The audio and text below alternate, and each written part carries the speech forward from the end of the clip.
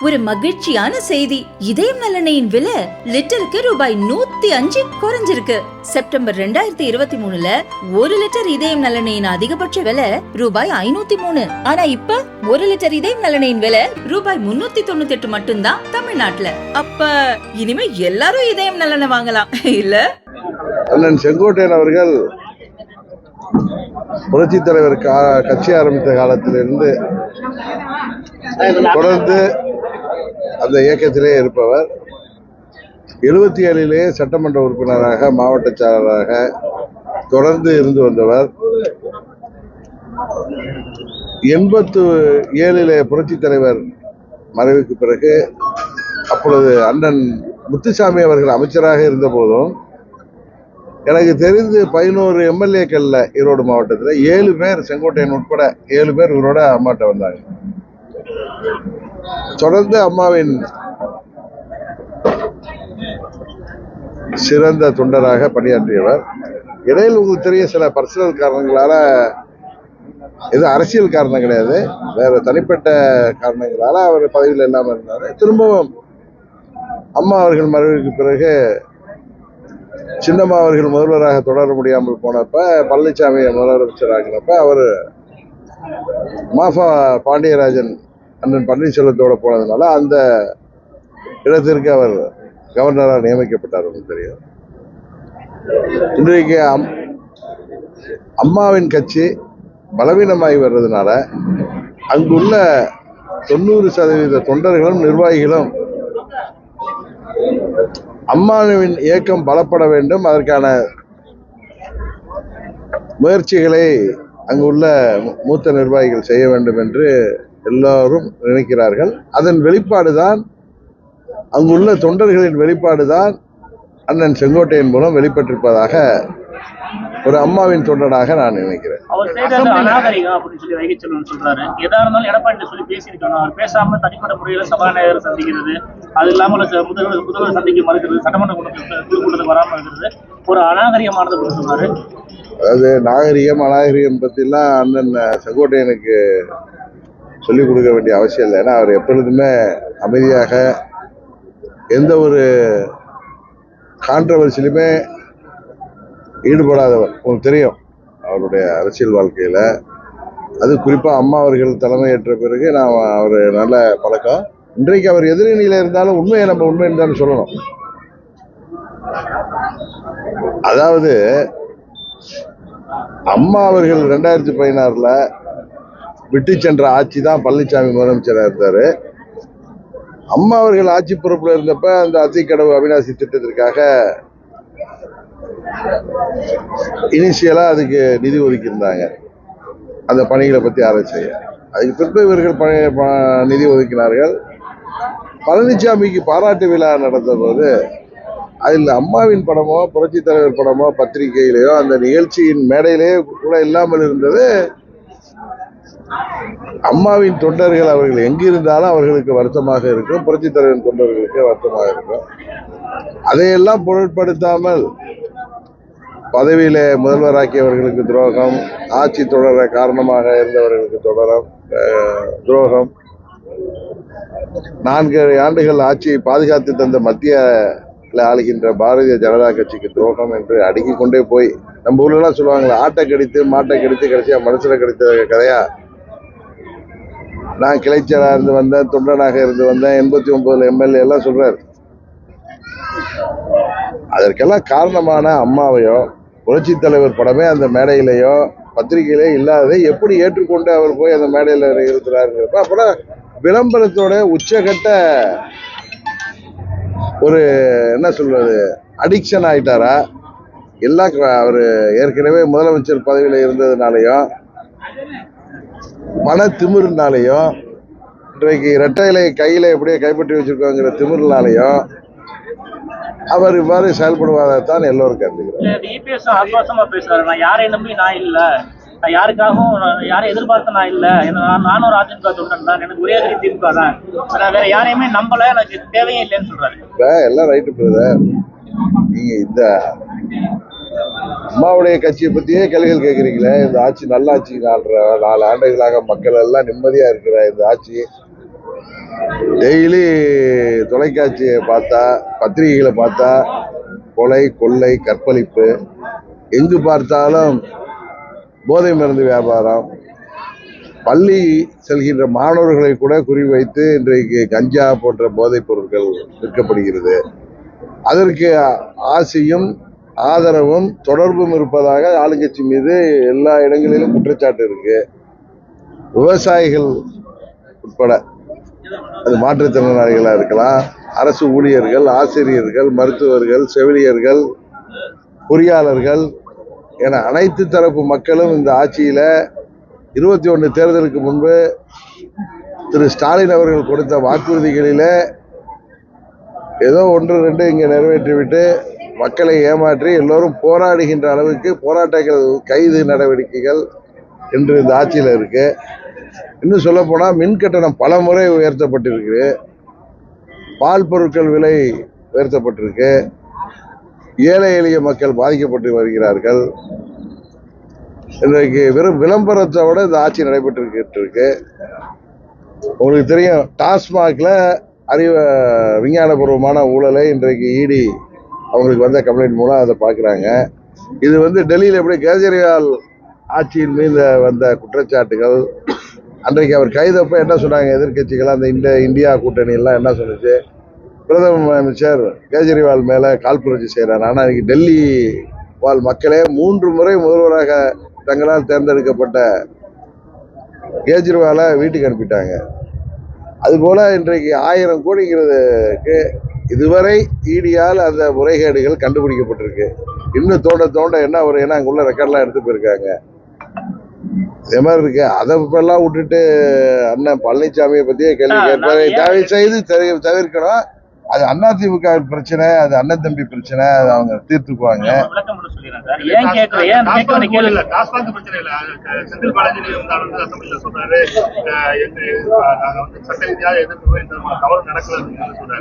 நேற்றுக்கு 2-3 டிஸ்ட்ரிக்ட்ல 40 ரூபா கூட வாங்கி பெரிய பிரச்சனைகள் சமூக வலைதளங்கள்ல போயிட்டு இருக்கு. உண்மைதானுங்க. நம்ம டாஸ்மாக் கடைகள்ல டாஸ்மாக் வருமானம் இந்த அரசாங்கத்துக்கு தேவைன்னு தேர்தல் வாக்குறுதியில படிப்படியாக குறைப்போம்னு சொன்னாங்க. சகோதரி கனிமொழி என்ன சொல்லுவாங்க, பழனிசாமி ஆட்சி நடந்தப்ப பெண்கள் எல்லாம் விதவைகளாக்கி கொண்டிருக்கிறார்கள், மதுக்கடைகளை மூட வேண்டும்னு நல்லா வசனம் பேசினாங்க. இன்னைக்கு அவங்க அதை பத்தி வாய் திறக்கிறதே இல்லை. பாராளுமன்றத்தில் போய் நின்றுட்டு மத்திய அமைச்சர் சொல்லாததான் சொன்னதான் அது திமுக பாணியில, அந்த கோயபல்ஸ் பாணியில பொய்ய கிளப்புறாங்க. அவர் தமிழ்நாடு எம்பிக்கள் நீங்க டிஸ்ஆனஸ்டா இருக்கீங்க. டிஸ்ஆனஸ்ட்னா தெரியும், நேர்மையா இல்லை. ஏன்னா நீங்க எங்கள்கிட்ட இந்த திட்டத்துல உங்க சீஃப் செக்ரட்டரிய இந்த திட்டத்துல நாங்க ஈடுபாடா இருக்கோம், இதுக்கு ஒரு கமிட்டி அமைச்சிருக்கோம், உங்க அந்த பிஎம் ஸ்ரீ திட்டத்தை நாங்க தமிழ்நாட்டில் நடைமுறைப்படுத்துவதற்கு மிகவும் ஆர்வமா இருக்கோம். 24-25 நாங்க கையெழுத்து போடுறோம் அப்படி எல்லாம் சொல்லிட்டு பல்டி அடிச்சதை அவர் சொல்றாரு. அப்ப இவங்க ஒரு சபையில இவங்க அமைச்சரை பேச விடாம கூக்குரல் விட்டதோ அவர் இவங்களை பார்த்து சொல்றாரு, நீங்க டிஸ்ஆனஸ்டா இருக்கீங்க, அன்கல்ச்சர்டா இருக்கீங்க. உடனே தமிழ்நாட்டு மக்கள் அன்சிவிலைஸ்ன்னு சொன்னாங்க, பொய்யா சொல்றாங்க. அதுக்குதான் அவர் பதில் சொன்னாரு, நீங்க முன்னாள் முதலமைச்சர் அம்மா அவர்களையே சட்டமன்றத்தில் தாக்கியவர்கள் நீங்களா கல்ச்சரை பத்தி பேசுறீங்கன்னு பேசுனாங்க. அதை தொடர்ந்து நிதி அமைச்சர் நிர்மலா சீதாராமன் சொன்னாங்க. இது போல திசை திருப்பும் நாடகம் தான் இன்னைக்கு திமுக ஆட்சியில் நடக்குது. இன்னொன்னு சொல்ல போனா உங்களுக்கு நல்லா தெரியும், பழனிசாமி தான் மேல வழக்குகள் வந்துவிடக்கூடாதுன்னு திமுகவிற்கு பயந்து கொண்டு அவர் ரெட்டையிலையை இன்றைக்கு திமுகவின் வெற்றிக்கு மறைமுகமாக பயன்படுத்தி அம்மாவின் கட்சியை அழித்து கொண்டு வருகிறார்னு ஊரறிந்த ரகசியம். அதனால பழனிசாமி பேசுறத பத்திலாம் நம்ம பெருசா எடுத்துட்டு பேச வேணாம். அவர் எல்லா டயலாக் விடுவாரு, அப்படியே அதுல இருந்து மாறி வந்துடுவார். அதே நேரத்தில் நான் ஏதோ செங்கோட்டையனை தூண்டி விடுறதுக்காக பேசல. செங்கோட்டையனுடைய நடவடிக்கை நம்ம உங்களுக்கு தெரியும், நியாயமா இருந்தா நியாயமா இருக்குன்னு சொல்லுவோம். செங்கோட்டையன் எதற்காக வருத்தப்பட்டாரோ அது எல்லோருடைய வருத்தம். அது அம்மாவின் தொண்டர்கள், புரட்சி தலைவருடைய தொண்டர்களுடைய வருத்தம். அம்மா அவர்களால் உருவாக்கப்பட்ட நிதி ஒதுக்கப்பட்ட அந்த திட்டத்திற்கு அம்மா அவர்கள் ஆட்சியில எஞ்சி இருந்த காலத்தை ஆட்சி செய்த பழனிசாமி இவர் ஒன்றும் மக்கள்கிட்ட ஓட்டு கேட்டு இவர் எல்லாரையும் வெற்றி பெற செய்து இவர் மக்களால் தேர்ந்தெடுக்கப்பட்ட முதல்வர் அல்ல. அம்மா அவர்களிடத்துல லாட்டரி யோகம் மாதிரி உட்கார்ந்தவர். அதுல நிதியை ஒதுக்கிட்டு இவர் போய் அங்க நின்றுட்டு நரகாசுரம் மாதிரி நின்றுட்டு அந்த மைசாசுரம் மாதிரி நிக்கிறதெல்லாம் மிகவும் கேலி கூத்தா இருந்துச்சு. இப்படி ஒரு விளம்பர பிரியம் ரொம்ப பார்க்கவே நமக்கெல்லாம் ரொம்ப நகைச்சுவையாக இருந்துச்சு. அதனால மூத்த நிர்வாகியான செங்கோட்டையன் அதில் குரல் கொடுத்திருக்காரு. இன்னொன்னு சொல்றேன், அங்க உள்ளவர்களின் 90% பேருடைய மன ஓட்டத்தை அவர் வெளிப்படுத்தியிருக்காருன்னு தான் நான் சொல்றேன். அதே எடப்பாடி பழனிசாமி நான் பாஜகவோடய போக மாட்டேன், கூட்டணியே கிடையாதுன்னு சொன்னவர் இப்ப ஏன் மாறி வர்றாரு? அவர் 3 அடிப்படையை வைக்கிறதுல ஒன்றும் அப்படிலாம் ஒரு வேலைகளை பாஜக செய்ய வேண்டிய அவசியம் இல்லை. சென்னை உயர்நீதிமன்றம் தான் தேர்தல் ஆணையத்தை அந்த டிஸ்பியூட் எல்லாம் அந்த பிரச்சனைகள்லாம் விசாரிச்சு சின்னம் வழங்குவது பற்றிய அந்த சட்டத்தின் அடிப்படையில் விசாரிக்க சொல்லியிருக்கோம். இது எல்லாத்தையும் நம்ம மத்திய அரசாங்கத்தையும் பழனிசாமியின் தவறுகளை எல்லாம் நம்ம பெரிய அரசியல் ஜாம்பவான்னு பேசுறதெல்லாம் உங்க நேரத்தையும் எங்க நேரத்தையும் வீணடிக்கிறாரா? அது தமிழக அரசு ஏதாவது இதெல்லாம் இப்ப உங்களுக்கு தெரியும், நாடுல சட்டம் ஒழுங்கு சந்திச்சிருக்குது. பால்வாடி பள்ளிக்கு போற பச்சில குழந்தை முதல் மூதாட்டி வரை பாதுகாப்பு இல்லை. பெண்கள் தனியாக வெளில போக முடியல. எங்க பார்த்தாலும் கொலை கொள்ளை. 5000த்துக்கும் 10,000த்துக்கும் போதைக்கு அடிமான இளைஞர்கள், வேலைவாய்ப்பு இல்லாத இளைஞர்கள் கூலிப்படைகளாக மாறி கொலை செய்கின்ற நிலைமை. இன்றைக்கு முதல்வரின் குடும்பத்தை தாண்டி யாருக்குமே பாதுகாப்பு இல்லாத சூழ்நிலை. எல்லாவற்றிலையும் ஊழல் முறைகேடுகள், எல்லாவற்றிலையும் குற்றச்சாட்டு. விலைவாசி பல மடங்கு உயர்ந்திருக்கு. அவர்கள் கையில இருக்கிற பணபலத்தை வச்சு மக்களை ஓட்டுக்கு விலை கொடுத்து வாங்கி விடலாங்கிற கணக்கு போடுறாங்க. கூட்டணி எல்லாம் மக்கள் முறியடித்து விடுவார்கள். இந்த 26 சட்டமன்ற பொதுத் தேர்தலில் நாங்கள் தேசிய ஜனநாயக கூட்டணியை உறுதியாக திமுகவை ஆட்சி பொறுப்பிலிருந்து அகற்றி எங்களது கூட்டணி ஆட்சி தமிழ்நாட்டில மக்களாட்சியாக மலரும். பேசும்போது பாரத பிரதமர் மோடியே புகழ்ந்து பேசுறாரு. அவர்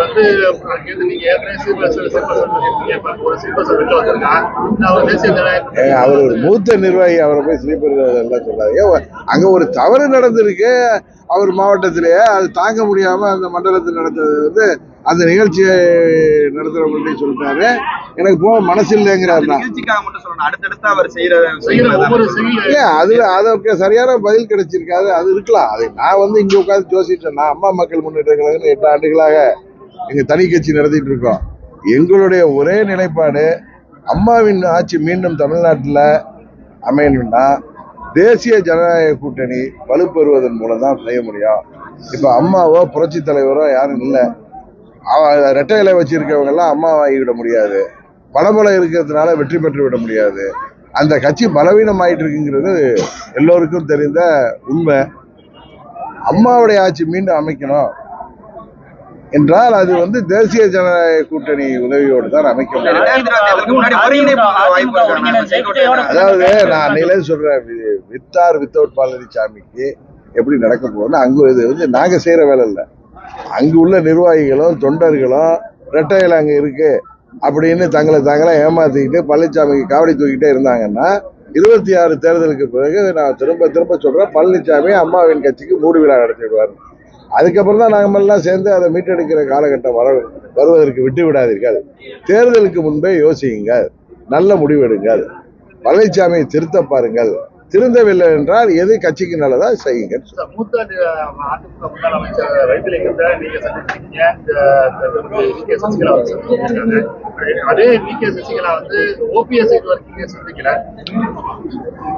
அவங்க சந்திச்சிருக்க மாட்டாங்கன்னு உங்களுக்கு எப்படி தெரியும்?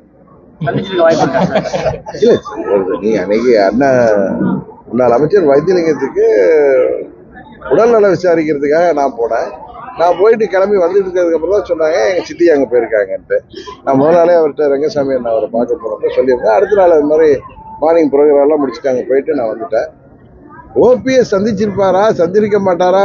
உங்களுக்கு கேமரா முன்னாடி சந்திச்சாதான் நீங்க ஏத்துக்குவீங்களா, இல்ல தனிப்பட்ட முறையில் அவங்க சந்திச்சிருக்க முடியாதா? அதை நீங்க அவங்க 2 பேர்ட்ட கேட்டாதான் கிளியரா பதில் வரும். சந்திச்சிருக்க வாய்ப்பு இருக்காங்க. வாய்ப்பு இருக்கா? உறுதியாக வாய்ப்பு இருக்கு. உறுதியாக வாய்ப்பு. ஓகே, அதை கடந்து இப்ப நடிகர் விஜய் வந்து திமுக மேல கடுமையான குற்றச்சாட்டு முன்வைக்கிறாரு. ஊழல் இலக்கியம் எழுதுற அளவுக்கு திமுக ஊழல் பண்ணிருக்காங்க சொல்றாரு. டாஸ்மார்க்ல வந்து பெரிய அளவுல முறையீடு பண்ணிருக்கான்னு சொல்றாரு. ஊழல் அதாவது ஊழல் இலக்கியம் எழுதும் அளவிற்கு திமுக ஊழல் பண்ணிருக்கு. டாஸ்மார்க்ல வந்து பெரிய அளவுல அதாவது இன்றைக்கு திமுகங்கிற தீய சக்திய, அந்த தீய சக்தியின் கூட்டணி பலத்தை உடைத்து ஆட்சி அதிகாரம் கையில இருக்கிறதுனால அவங்க பணபலத்தோடையும் இருந்து இந்த தேர்தலை எதிர்கொள்றப்ப அதை வீழ்த்த வேண்டும் என்றால் அதற்கு சரியான மாற்றாக மக்கள் தேசிய ஜனநாயக கூட்டணியை தான் ஏற்றுக்கொண்டிருக்கிறார்கள். ஏன்னா மத்தியில தொடர்ந்து ஒரு நல்லாட்சி வழங்கி வருகிற பாரத பிரதமர் மோடி அவர்கள் தொடர்ந்து 3வது முறை பிரதமர் ஆகிறார். ஒன்றும் விளையாட்டான விஷயம் இல்லை. எவ்வளவுதோ எதிரான குற்றச்சாட்டுகள், எவ்வளவுதோ எதிர்ப்புக்கு மீறி, அதுபோல இங்க ஒரு நல்ல ஆட்சி, அம்மாவின் ஆட்சி, மக்கள் விரும்புகின்ற ஆட்சி அமையணும்னா திமுக வீட்டுக்கு அனுப்பணும்னு நினைக்கிற கட்சிகள் எல்லாரும் அவர்கள் திமுக எதிரான வாக்குகளை சிதறடிக்காமல், திமுகவுக்கு சாதகமான சூழ்நிலையை உருவாக்காமல் தேசிய ஜனநாயக கூட்டணியிலே அனைவரும் ஆதரவளிப்பதன் மூலம்தான் அது இன்றைக்கு திமுகவை முறைகேடுகளை, ஊழல்களை எதிர்த்து பேசி வருகின்ற எல்லா கட்சிகளுக்கும் பொதுவாக சொல்றேன், அவர்கள் யோசிக்க வேண்டும். நாங்க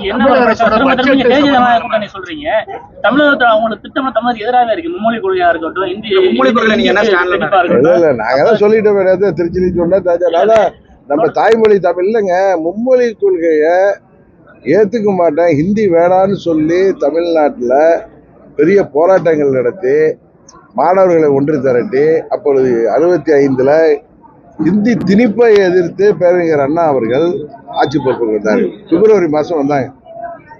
அதே பேரறிஞர் அண்ணா ஒரு பெரிய தீர்க்கதரிசி, உங்களுக்கு தெரியும், எதிர்காலத்தை பற்றி சிந்திக்கக்கூடியவர். அவர் ஏப்ரல் மாதம் நானா சொல்லலை, நான் ஒன்றும் சில பேர் சொல்ற மாதிரி பாதை மாறல, கொள்கை மாறல, யாருடைய வழியில நம்ம எல்லாம் கட்சி நடத்துறோமோ, எந்த தலைவர் எங்கள் தலைவர்களுக்கெல்லாம் குருவாக மதிக்கப்படுபவர், எங்கள் இதய தெய்வம் அம்மா அவர்களுக்கும் புரட்சி தலைவர் அவர்களுக்கும் ஒரு வழிகாட்டியாக, அரசியல் வழிகாட்டியாக, ஒரு ஆசானாக நாங்கள் எல்லாம் இன்றைய வரை மதிப்பவர், பின்பற்றி வருபவர் பேரறிஞர் அண்ணா அவர்கள். அவர்தான் 1967 பிப்ரவரி மாதம் ஆட்சிக்கு வந்த பிறகு 2 மாதத்தில் ஏப்ரல் 20ஆம் தேதி போஜனாங்கிற ஒரு இதழுக்கு அவர் அளித்த நேர்காணல்ல என்ன சொல்றாரு? அனைத்து இந்தியாவிற்கும் ஒரு பொதுவான இணைப்பு மொழி உருவாக வேண்டும் கால மாற்றத்தில். அவர் ஏன்னா பெரிய தலைவர்கள் அன்றைக்கு இருப்பது இன்றைக்கு எது தேவை, எதை எதிர்க்கணும் அப்படின்னு முடிவு எடுக்கிறவங்க கால மாற்றத்தில் பிற்காலத்தில் அனைத்து இந்தியாவையும் இணைக்கக்கூடிய ஒரு பொதுவான மொழி வேண்டும் சொல்றார். அதே நேரத்தில் இந்தியாவில் உள்ள அந்த 14 தேசிய மொழிகளும் சமமாக பாதிக்கப்படும் சொல்றார். அதே பேரறிஞர் அண்ணா அவர்கள் மே மாதத்துல அதே 67ல் கணையாளி இதழுக்கு அளித்த பேட்டியில அவரை கேட்கிறாங்க, நீங்க மும்மொழி கொள்கையை ஆதரிக்கிறீங்களான்னு, ஏற்றுக்கொள்கிறீங்களா மும்மொழி திட்டத்தை? நான் ஏற்றுக்கொள்ள தயார். இது நான் சொல்லலைங்க, பேரறிஞர் அண்ணா அவர்கள் எங்களுடைய ஆசான். யாருடைய வழியிலே நாங்கள் எல்லாம் இன்றைக்கு அரசியல் செய்து கொண்டிருக்கிறோமோ அவர் மும்மொழி கொள்கையை, அந்த திட்டத்தை ஏற்றுக்கொள்ள தயாராக இருக்கிறோம். பிற மாநிலங்களிலும் அதை ஏற்றுக்கொள்ளும் பட்சத்தில் நாங்கள் ஏற்றுக்கொள்கிறோம். குஜராத்தி மற்றும் மராட்டி பள்ளிகள் சென்னையில் இயங்கி வருது. அதுபோல தேவையான இடங்களில பள்ளிகள்ல இந்தியையும் படிப்பது தவறில்லை.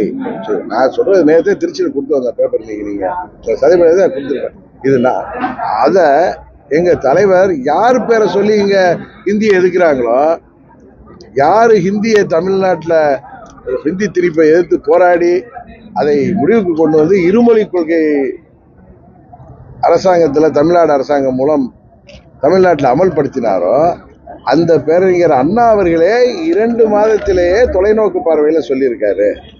அதனால இந்த காலகட்டத்தில் மூன்றாவது மொழி என்பது அவசியம். ஏன்னா இப்ப உங்களுக்கு தெரியும், ஏற்கனவே மெட்ரிகுலேஷன் ஸ்கூல்ல சென்ட்ரல் போர்டுலாம் ஹிந்தி படிக்கிறாங்க. இப்ப தமிழ்நாடு அரசு பள்ளிகள்ல படிப்பவர்கள் யார்? மெஜாரிட்டி ஏழை எளிய கூலி தொழிலாளிகள் வீட்டு பிள்ளைகள் தான். இதை நான் ஒரு நாள்ல சொல்ல, உங்களுக்கு தெரியும், நான் தமிழ்நாடு ஃபுல்லா பயணம் செஞ்சுட்டு இருக்கிறேன். அது கார்லயே போறவன். பல இடங்கள்ல இதை ஏழை எளிய மக்களை, அந்த கிராமப்புற பள்ளிகள்ல, அரசு பள்ளிகள்ல படிக்கிறவங்கள, நகராட்சியில படிக்கிறவங்கள நான் சந்தித்து அவர்களோட பேசி கொண்டிருக்கும் பொழுது, எங்கள் வீட்டு பிள்ளை 3வது மொழி படிக்க வேண்டும், அது அவர்களுக்கு நல்லது வருங்காலத்துக்குன்னு எனக்கு தெரிஞ்சு ஒரு 85% பேர், 100% எடுத்தீங்கன்னா அதுக்கு ஆதரவாக இருக்கிறார். அதனால இது அந்த காலம். இதுல நீங்க தாய்மொழி கல்வியை மும்மொழி கொள்கையில தாய்மொழி கல்வி, ஆங்கிலம், அண்ணா சொன்ன மாதிரி 3வது ஒரு இணைப்பு மொழியாக ஒரு மொழியை படிக்கணும். அண்ணா டைரக்டா சொல்லல, ஆனா இந்தியா முழுவதற்கும் ஒரு இணைப்பு மொழி உருவாகனா நீங்க ஒரு மொழி படிச்சா அது எந்த மொழியா இருக்குன்னு சொல்றேன். அது ஹிந்தி தான் எளிய. அதை தான் அவர் இன்டைரக்டா சொல்றதா நான் நினைக்கிறேன். இதுல பாதை மாறுறதோ கொள்கை மாறுறதோ பாஜக கூட்டணியில இருக்கிறதுக்காக பேசுறதா கிடையாது. நான் நேற்றே சொன்னேன் தஞ்சாவூர்ல, நான் பாஜக கூட்டணியில இல்லாம இருந்திருந்தேன்னா இன்னும் இதை அழுத்தமாக 3வது மொழி தமிழ்நாட்டுக்கு வேண்டும் என்பதை நான் அழுத்தமாக எல்லா செல்கின்ற இடங்களில் எல்லாம் சொல்லுவேன். அதை செய்ய அந்த அரசாங்கம் செய்ய வேண்டும் என்று நான் அவர்களுக்கு கோரிக்கை வைக்கிறேன். சிம்பிளா கேக்குறேன், திரும்ப திரும்ப ஜெயலலிதா கூட்டணிக்க போறியே, பாஜக அதிமுக ஒருங்கிணைச்சு மற்ற கட்சிகளை கூட்டணி வச்சு திமுக எதிர்க்க முடியாதா? விஜய் அதிமுக கூட்டணிக்கு வந்தாலே அதிமுக வச்சு ஒரு கருத்து சொல்றாங்க. அப்போ அதிமுக ஒருங்கிணைச்சு கருத்து கணிப்புல 1000 சொல்லுவீங்க சார். விஜய் முதல்ல அவங்களோட வர்றேன்னு சொன்னாரு இல்லையா? இன்னொன்னு அது நடத்ததா சில பேர் பேசுறாங்க. அவங்க கூட வந்துட்டு அவர் தான் ஸ்ட்ராங்கா சொல்லிட்டாரு, எங்க தலைமையில தான் கூட்டணி. அவரு எப்பயும் அதான் கிளியரா சொல்றாரு. நீங்க சொல்ற மாதிரி இன்னைக்கு அதிமுகங்கிறது அம்மாவும் புரட்சி தலைவரும் இல்லை, பழனிசாமியும் வேற யாரும் அந்த இடத்துக்கு வர முடியாது. அதனால உண்மையை உணர்ந்து, யதார்த்தத்தை உணர்ந்து, அம்மாவின் தொண்டர்கள் அனைவரும் ஓர் அணியில் இணைந்து தேசிய ஜனநாயக கூட்டணியில எந்தெந்த கட்சிகள் இருக்கு, எந்தெந்த கட்சியில வரப்போகுதுன்னு காலம் பார்த்துங்க. அனைவரும் ஒன்றிணைந்து திமுகங்கிற தீய சக்தியை வீழ்த்த முடியுங்கிறது தான் என்னுடைய நிலைப்பாடு. நீங்க அதுல என்னதான் திருப்பி கேட்டாலும் அதுல நீங்க சொல்ற மாதிரி அனுமானங்களுக்கு எல்லாம் நான் பதில் சொல்ல முடியாது. ஒருவேளை அதிமுக இணைந்து எல்லாமே ஒன்றுபட்டு வந்தாலே வி.கே. சசிகலா, ஓபிஎஸ், நீங்க பழனிசாமி எல்லாரும் வந்தாலும் அம்மா மக்கள் முன்னேற்ற கழகங்கிறது செயல்படுத்த வாய்ப்பு கட்சி இணைக்க. அம்மா மக்கள் முன்னேற்ற கழகம் அம்மாவின் கொள்கைகளை, லட்சியங்களை தொடர்ந்து கொண்டு போற இயக்கம். எல்லாரும் ஒன்று இணைகிறப்ப நாங்க அந்த கூட்டணியில இழப்படுறது எளிதான ஒன்று. நாங்க போய் திரும்பவும் அதுல போய் அந்த இடியப்ப சிக்கல்ல எங்க தொண்டர்களோ நிர்வாகிகளோ மாட்ட விரும்ப மாட்டாங்க. கூட்டணியாக அம்மாவின் தொண்டர்கள் அனைவரும் அதுதான் ஓர் அணியில் இணையணும்னு சொல்றேன். நீங்க சொல்ற மாதிரி ஒரு தேவை ஏற்பட்டால் அந்த நேரத்துல எங்க தொண்டர்கள் முடிவு தான் எங்க முடிவு. நாங்க சில பேர் மாதிரி பிடிவாதக்காரர்கள் இல்லை.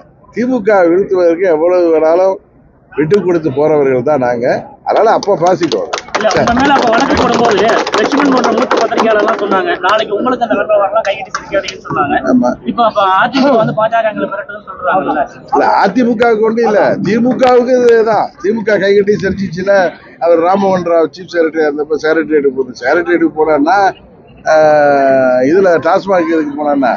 அதனால தனக்கு வந்தா அது ரத்தம், அடுத்தவங்களுக்கு வந்தா தக்காளி சட்னின்னு தமிழ்நாட்டில் உள்ள கட்சிகள் இருக்கிறப்ப என் மேல பாஜக வழக்கு போடலங்க. நீங்க ஈடி போட்டாலே பாஜகங்கிறீங்க. ஆட்சியில இருந்தா இப்ப தமிழ்நாட்டில் ஆட்சியில இருக்கு.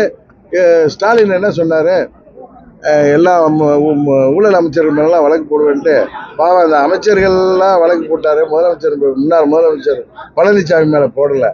ஆனா அவங்க அப்படி இல்லை, என் மேல வழக்கு போட்ட மாதிரி எல்லாருக்கும் நோட்டீஸ் அனுப்பி எல்லாருக்கும் ஒவ்வொரு கட்டத்தில் இருக்கு. இன்னைக்கு குட்கால கேஸ் போட்டிருக்காங்க.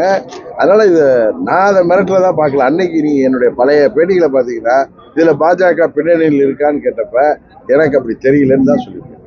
திரும்ப நான் அதான் சொல்றேன். அப்படியே வழக்குகள் வந்தாலும் அதை சந்திப்பது, ஒரு கட்சியை எதிர்ப்பது வேறு. நம்மளது தலையாய கடமையாகிய திமுகவை வீழ்த்துவதற்கு ஓர் அணியில் மற்ற கட்சிகளோடு இணைவது என்பது வேறு.